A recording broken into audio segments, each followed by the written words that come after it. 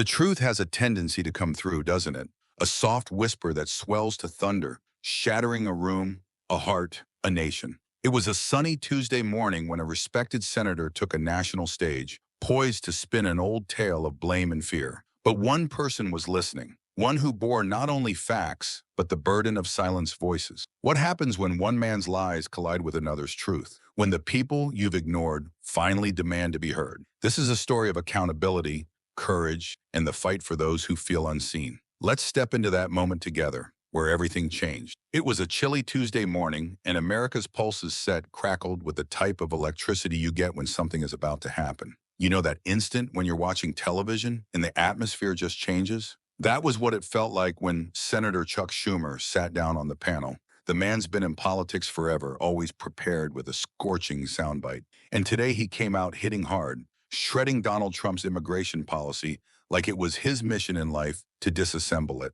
Trump's so-called big, beautiful bill, Schumer repeated, leaning forward, his voice cutting enough to slice glass. It's a disaster. It's pulling families apart. Do you know what's pulling me apart? Eggs cost $5 a dozen now, and Trump doesn't care. He's too busy constructing walls and making friends with billionaires. The studio fell silent. You could almost hear viewers at home huddling closer to the TV, hoping someone would push back. Schumer's tirades were the stuff of legend. Leap Trump on national television. And most times, no one had the courage to call him out. It was like witnessing a lion roar in a deserted jungle. But today was different. And here's where things get interesting. See, Schumer didn't realize that Vice President JD Vance was waiting in the green room backstage, hearing everything she said. His jaw clenched and his fist grasped a folder full of facts. Cold, hard facts. Undeniable facts. He wasn't even scheduled to go on yet. But when he heard Schumer's accusations, something broke. He turned to the producer as smooth as a summer lake and said, "Put me on, now." The producer blinked, probably thinking this wasn't in the rundown. But JD's eyes had that fire, the kind that says, this is happening, whether you're ready or not. The stage was set for a showdown, and America was about to see something unforgettable. The cameras panned wide as the host, caught off guard, flashed a nervous smile.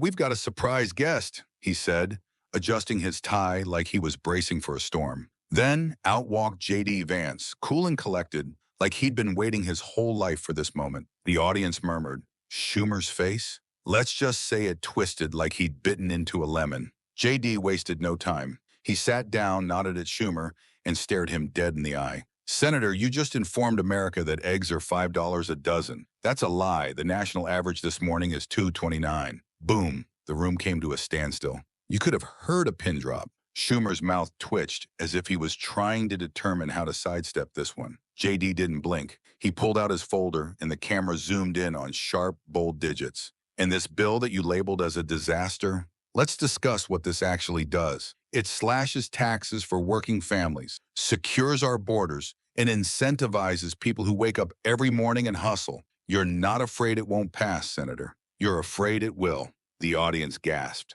Schumer, usually so quick with a comeback, just sat there, lips parted, no words coming out. It was like watching a chess master get checkmated in 3 moves. JD leaned forward, his voice steady but sharp. "You've been spinning stories for too long, Chuck. This bill helps waitresses keep their tips, single moms working overtime, and small businesses hanging on by a thread. That's not a disaster. That's a lifeline." One woman in the audience gripped her handbag, wide-eyed. You could sense the room shift, as if the truth had just entered and taken a seat.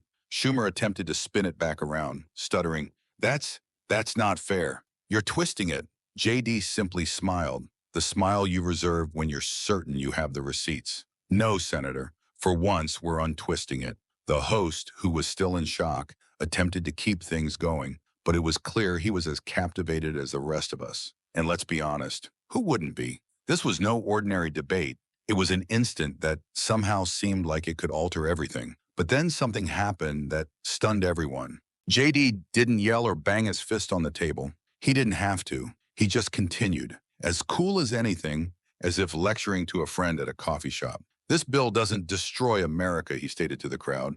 "It puts us back together. It rewards servers with tax breaks, credits for moms working double shifts, and increased spending on our military and borders. That's not chaos, that's concern." Members of the crowd began to nod, some slowly, others as if waking up. A grizzled veteran in the back rubbed his eyes. You could see hitting him, the type of truth that seems to have been buried too long. Schumer, however, wasn't giving up yet. He leaned forward, his voice quavering. What about the debt? This bill's gonna break us. JD didn't blink. Coincidental you mentioned debt, Senator.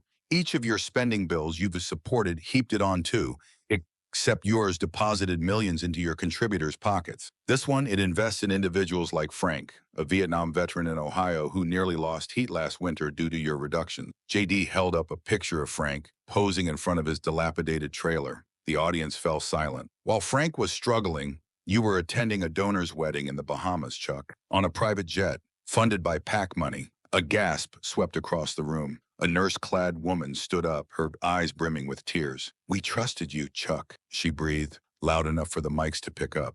Schumer grew red, then white. He glanced around as if he was noticing the crowd for the first time. JD didn't rub it in. He just continued. You speak of compassion, Senator, but you forgot what it looks like. That line struck like a freight train. Schumer's shoulders were slumped, and for an instant, you could almost pity him. Almost, because JD wasn't finished. He produced another page. Your leadership, Chuck, lost $85 million in housing assistance. That's housing for the elderly, shelters for women, rent for single parents, lost. And you signed on. One mother in the front row covered her mouth and sobbed. The host, normally so articulate, seemed to have lost his vocabulary. JD spoke to the camera, his tone low but unyielding. This bill is not ideal, but it is truthful. It makes our military stronger, pays for the border wall, and lets working people keep more of their wages. It's not about billionaires. It's about individuals like you. Schumer tried one last swing. This is just theater, JD. You're putting on a show. JD's eyes narrowed, and he said the line that would echo for weeks. No, Senator. You're the show, and the curtain's coming down. The crowd didn't cheer. They were too stunned. Schumer looked like he'd been punched in the soul, and that's when everything took a turn. The studio fell silent, thick as the air in front of a storm. JD didn't have to scream. His words were carrying the load. He stood facing the audience, a photograph of a small girl in his hand. This is Rosa, 6 years old. Her mother was murdered by a cartel. Smugglers brought her into the country, abused her, and abandoned her in the desert. That's what broken borders do. Trump's policy isn't cruelty. It's protection for children like Rosa. Tears streamed down faces in the audience. Even the cameraman blinked hard, struggling to hold it together. Schumer grumbled, that's emotional manipulation. JD spun toward him, voice low but fierce. No, Chuck, that's reality, the one you've ignored while hiding behind talking points. He pointed to the screen behind him, where images flashed. Overcrowded detention centers from years past, grieving families at border memorials. You fought every policy that could have saved lives, called them racist. Tell that to Rosa's mom if she were still here. A Latina woman in row 3 rocked back and forth, hands clapped over her mouth. The host remained silent. He knew this was not his time. JD slowly closed his folder, staring directly into the camera. Some of you who are watching have heard only one side too long. You've been told this bill is hate, that we don't care. But we do, and this bill demonstrates it. Then came the line that ended it all. You used fear to build your career, Senator. We're using truth to rebuild America. Schumer slumped back defeated. A woman in the crowd stood, a toddler clinging to her, her voice trembling. Thank you, JD. My husband passed away from fentanyl. You spoke for him. Others rose one by one, some clapping, some sobbing. Schumer couldn't meet their eyes. Cameras were there to capture it all, and across America, millions lived it. The lies were falling apart, and JD Vance was restoring people's voice. But one thing still didn't add up. Backstage, the control room was pandemonium. Producers gazed at screens as viewership figures soared. One breathed, "This is history." A phone rang. It was the White House. The voice of President Trump was loud and clear. Let JD continue. Don't cut away. America needs this. Backstage, Schumer's staff was crumbling. A staffer handed him a note, and his face blanched. It said, don't fight, retreat. But it was too late. JD waved through one final document. This is a federal audit, Senator. It indicates $3.6 million transferred from a veterans housing fund in New York. Signed by you. Schumer's glass thudded onto the floor. The host gasped. Is that confirmed? JD nodded. Verified by 3 agencies this morning. Schumer appeared cornered, his hands trembling. JD moved closer, his voice so low it sent shivers into the room. America believed in you, Chuck. You spent that trust on yourself. Schumer's voice broke. You don't understand the pressure. JD paused, then said, we all feel pressure, Senator, but not all of us turn our backs on the people who believed in us. A tear rolled down Schumer's face. He turned to the camera and did something that nobody anticipated. I failed, he barely whispered. I got complacent. I figured nobody would call me out on it. I was mistaken. Gasps filled the air. Even JD appeared dumbfounded for a moment. Schumer wheeled around to him. You're not like me, JD. You still believe. JD nodded. I believe in America, and so do the people in the audience. That's why they deserve better. Schumer did not disagree. He nodded, rose, and exited stage left, like a man finally seeing himself with clear eyes. The host blotted his eyes. Ladies and gentlemen, we've just witnessed history. JD remained, his eyes on the crowd. This bill is not ideal, but it's real. It's founded on responsibility, something we've lacked for far too long. He gestured toward a screen displaying charts. Egg prices falling, gas levels steadying, border detainees increasing. This did not occur by chance. It occurred because we fought for you. A little girl, possibly 10, was in the front row. Thank you, Mr. Vance, she whispered, her voice tiny but powerful. JD's eyes teared up. No, thank you. You remind me why we do this. And this is where things turn ugly. The show cut to a call-in segment, and the first voice was Harold, a farmer from Indiana. I've voted Democrat for 47 years, he said, his voice steady but emotional. But Schumer lied about food prices, about this bill. Eggs aren't $5, and this bill helps people like me, small businesses, regular folks. JD, you're the first person in D.C. who seems to care about my grandkids. The studio fell silent. JD gulped. Schumer turned his face away, his own averted in shame. Harold's call was not an instant. It was a fissure in the dam, and additional voices were rising. A producer gave JD a note from the audience penned by Rosa, the 6-year-old child he'd described. Thank you, Mr. JD. I have a bed now. I sleep safely. My new mommy says you helped. JD read it out loud, his voice trembling. Sniffles turned to weeping in the room. A mother in the crowd covered her heart. JD folded the note respectfully. This is why we fight, he said. Not for headlines, not for power, for Rosa, for Harold, for everyone Washington forgot. Schumer's staff was frantically behind the scenes, phones ringing with frantic calls. Breaking headlines already. JD Vance unmasks Schumer's deception. Country in tears over child's letter. It's over, sir, one aide confided to Schumer. You may have to resign. Schumer sat numbly, speechless, his world disintegrating. JD gazed into the camera, his tone warm but resolute. If you feel forgotten, you're not.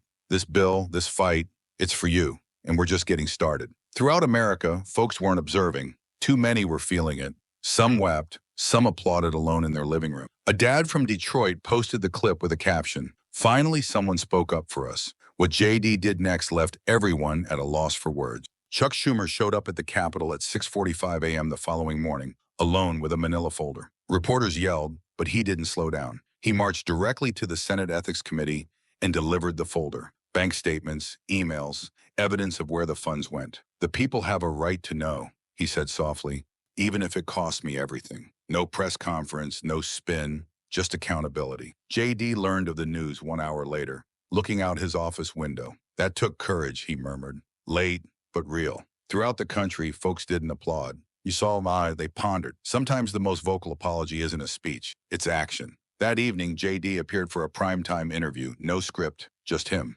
The anchor queried, "You brought down a giant, what next?" JD smiled softly. This was never about bringing someone down. It was about raising people up. Rosa, Harold, all of them. The anchor's eyes were moist. What sets you apart, JD? He reflected. I hear the pain, not the noise, and I try to do something about it. The Senate's bill vote was the following day. The room was thick with emotion. There were Rosa and Eli pins worn by some senators, others for Eli, a child murdered by an illegal immigrant, whose mother's letter JD had in his pocket. He rose, his voice firm. This bill is for the unseen, those without a lobbyist, without a voice. Let's remind them we see them. The vote was carried. The room erupted with applause. Some cried, some hugged, even the opponents nodded with respect. The grand, gorgeous bill was law, and JD hadn't simply written policy, he'd written history. 2 days later in the Oval Office, Trump shook hands with JD. You didn't win a debate, he said. You changed the heart of the country. JD nodded. The truth did the work, sir. He requested a task force, not of politicians, but of people, parents, veterans, kids like Rosa. Trump agreed, and soon a table was full of real voices, at last heard. Churches tolled bells in remembrance. Schools sketched pictures of bravery. The senator who voted against the bill commented, "I did disagree, but JD reminded me why I began this work." Farmer Harold wept on television, softly saying, JD accomplished more in 48 hours than some did in 48 years. That evening, JD sat in front of a camera, plain, no fuss, just him. "This wasn't about me," he declared, clutching Rose's note and Eli's letter. "It's about you. This bill didn't solve all, but it's a beginning. If it made you think, cry, or believe again, don't just scroll on. Hit like, comment, tell us what hit you hardest. And if you believe in truth, in second chances, in us, subscribe. The fight for America's soul is just beginning." He leaned in, looking warm. "I'm JD Vance, and whatever you are, I'm standing up for you."